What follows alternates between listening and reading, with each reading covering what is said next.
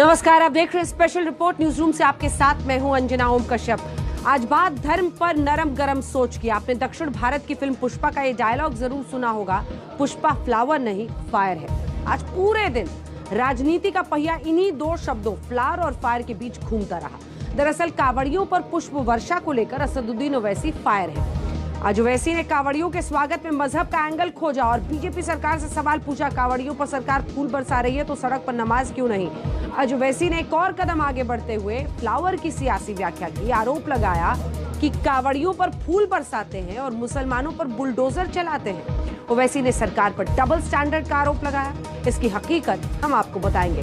इसके साथ ही आपको कर्नाटक में बीजेपी नेता की हत्या के पीछे डराने वाली रिपोर्ट के बारे में बताएंगे।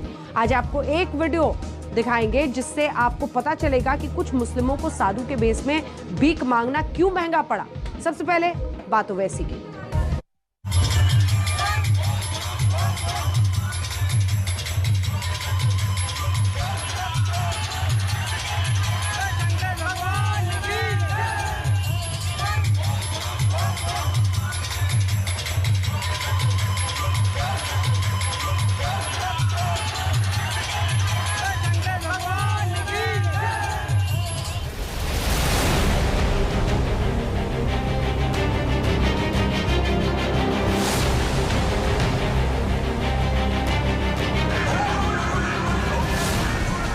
सावन के दूसरे सोमवार को यूपी के अमरोहा की ये तस्वीरें सामने आती हैं। एक दरोगा कांवड़ियों के पैरों की मालिश करते हुए नजर आते हैं। कांवड़ियों को मूव लगाते हुए दिखाई देते हैं। अब असदुद्दीन ओवैसी कांवड़ियों की मालिश पर सीधे यूपी की योगी सरकार और पुलिस प्रशासन को घेर रहे हैं और सवाल उठा रहे हैं, कांवड़ियों की इतनी सेवा हो रही है तो दूसरे समुदाय से नफरत क्यों पाली जा रही है। हम ये कह रहे हैं कि आप डिस्क्रिमिनेशन मत करिए, एक समुदाय से डिस्क्रिमिनेशन मत करिए। भाई अगर आप कांवर यात्रा पर फूल बरसा हेलीकॉप्टर से, टैक्स पेयर का पैसा बहुत अच्छा है। पुलिस ऑफिसर वर्दी में कांवरियों की पैरों की मालिश करता है, बहुत अच्छा है। अलीगढ़ में एक पुलिस स्टेशन है, वहाँ पर एक मुस्लिम ऑफिसर का नाम था, आपने नाम पे निकाला तो बहुत अच्छा है। गोश्त की दुकानें बंद करवा दी, रास्ते में लोहार की दुकान आ रही आपने बंद करवा दिया। भाई मैं क्या जुल्म किया बताइए ना। भाई अगर वो कर सकते हैं और आपको बहुत अच्छा है, वेलकम कर रहे हैं, मुझे भी चंद मिनट की नमाज पढ़ने दीजिए।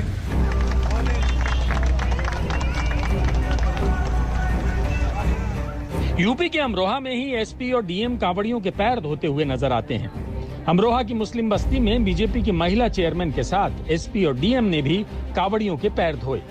बुलडोजर से कांवड़ियों पर फूल भी बरसाए गए। अब इन तस्वीरों पर ओवैसी ने बवाल काटना शुरू कर दिया है। ओवैसी बिना लाग लपेट के कह रहे हैं, कांवड़ियों के पैर धोए जा रहे हैं, फूल बरसाए जा रहे हैं और मुसलमानों के घरों पर बुलडोजर चलाए जा रहे हैं। ओवैसी ने कांवड़ियों की सरकारी सेवा पर ट्वीट कर अपनी भड़ास निकाली। ओवैसी ने लिखा कि ये भेदभाव क्यों, एक से नफरत और दूसरे से मोहब्बत क्यों, एक मजहब के लिए ट्रैफिक डाइवर्ट और दूसरे के लिए बुलडोजर क्यों। अगर इन पर फूल बरसा रहे हैं तो कम से कम हमारे घर तो मत तोड़िए। देश विरोधी बातें करना वैसी बंद करें। तीर्थ यात्रियों की सेवा करना यह परंपरा रही है, चाहे वह कांवर लेकर के जा रहे हों या अन्य किसी मेले आदि में आए हों। और सेवा का काम करने का सौभाग्य जिन्हें प्राप्त होता है उसके सुख का अनुभव वो कर सकते हैं। और इस प्रकार से भेदभाव पैदा करने वाली, सांप्रदायिक सौहार्द को बिगाड़ने वाली भाषा बोलना बंद करें। वह केवल एक सूत्रीय एजेंडा लेकर के चल रहे हैं, वोट बैंक अपना खड़ा करने के लिए। लेकिन यह परंपरा जो चल रही है विशेष तौर से उत्तर प्रदेश में या देश में कहीं पर भी, उसे किसी के बयान के आधार पर बदला नहीं जा सकता है। और ऐसे बयानबाजी से बाज आए, वो राजनीतिक बातें करें, इस प्रकार की बातें करना बंद करें। आए दिन उल्टे सीधे बयान देना यह किसी को अच्छा नहीं लगता। मैं इस बयान की आलोचना करता हूं और कांवड़ियों की जो सेवा है वो जारी रहेगी। यूपी में पुलिस अफसरों ने कांवड़ियों की मरहम पट्टी की तो ओवैसी को यह बर्दाश्त नहीं होगा। अब ओवैसी कह रहे हैं, सरकार इतना भेदभाव क्यों कर रही है, ये भेदभाव क्यों हो रहा है। इस पर बीजेपी ओवैसी को जवाब दे रही है।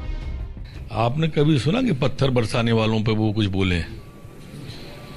पत्थर बरसाने पे मौन है, फूल बरसाए तो पूछते हैं कौन है।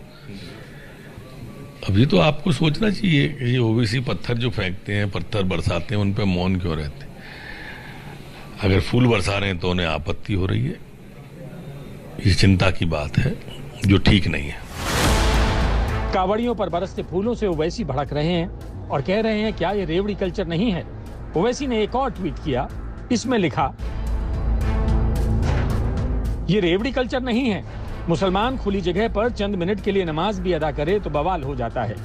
मुसलमानों को सिर्फ मुसलमान होने की वजह से पुलिस की गोलियां, हिरासती तशद्दुद, NSA, UAPA, लिंचिंग, बुलडोजर और तोड़फोड़ का सामना करना पड़ रहा है।